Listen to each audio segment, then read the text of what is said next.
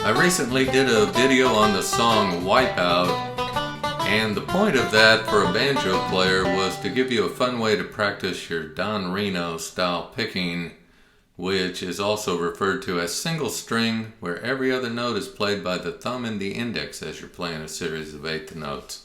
So it would be like 1 and 2 and 3 and 4 and 1, thumb, index, etc. Another fun song to work on your Reno technique is the song Kansas City, which was a #1 hit for this guy, Wilbert Harrison, in 1959. His particular recording was in the key of C sharp, so we'll skip that and go all the way back to the original, 1953, where the song was actually called KC Lovin' and was done by Little Willie Littlefield. To get you familiar with the tune, I'll first play it with the chords, and I'm going to play it in the key of C using a bar chord at the 5th fret for C, 10th fret for F, and 12th fret for G. It's played in a shuffle, but I'll just hit straight 4s, accenting beats 2 and 4. I'm going to Kansas City, here I come.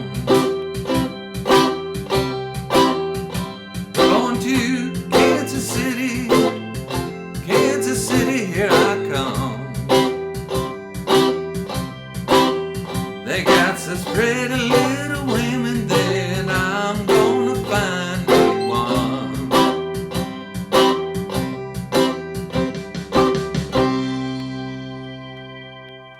On that recording, there was a little background phrase being played by a guitar that went like this. And that's where your single string picking comes in. I'm holding fingers 1, 2, 3 of what turns out to be an F-shaped C chord up here at the 8th through 10th fret. And the pattern goes 4th string, 2nd string, 3rd string, and back to the 2nd string. And it's played with a shuffle, which is long and short, the thumb being the long notes. So that one phrase can then be moved from your C chord up to your F chord, to where your first finger will be at the 13th, right past the double dot. And when you need the G chord, it'll be up 2 frets from that. So we'll now play the entire 12 bars using this one phrase.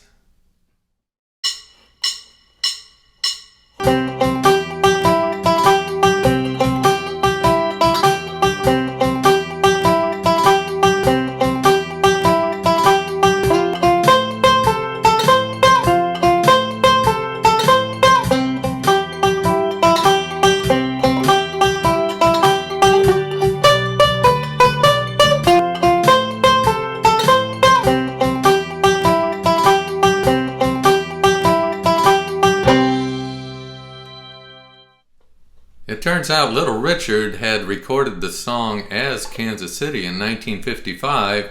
It didn't do much at that time, but his record label re-released it later in 1959 after Wilbert Harrison's big hit. As you can imagine, Little Richard sped up the tempo a little bit. We'll keep it at the same tempo for easy comparison. He played it in the key of G, much more banjo friendly. So we'll play off the F-shaped G chord down here from frets 3 to 5.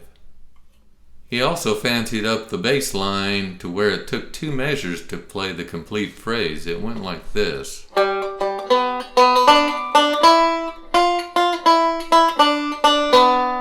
So 1 and 2 and 3 and 4. You finish with the thumb, you start again with the thumb because the thumb is playing on the beat.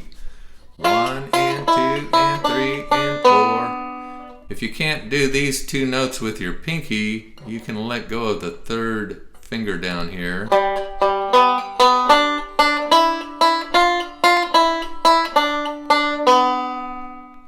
He then moves that phrase up to C up here, again at frets 8 to 10.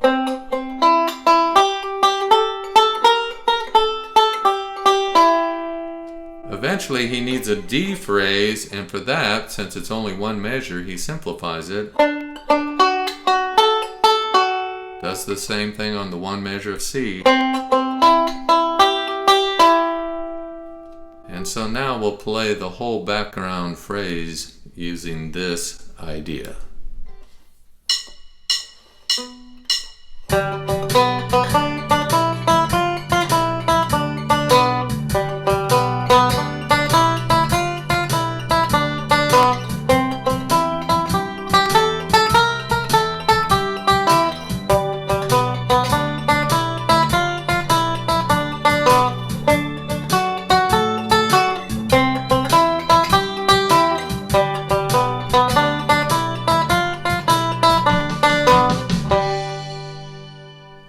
One other thing you may want to check out is that the Beatles actually heard Little Richard's version in 1959 and started performing it in their club act.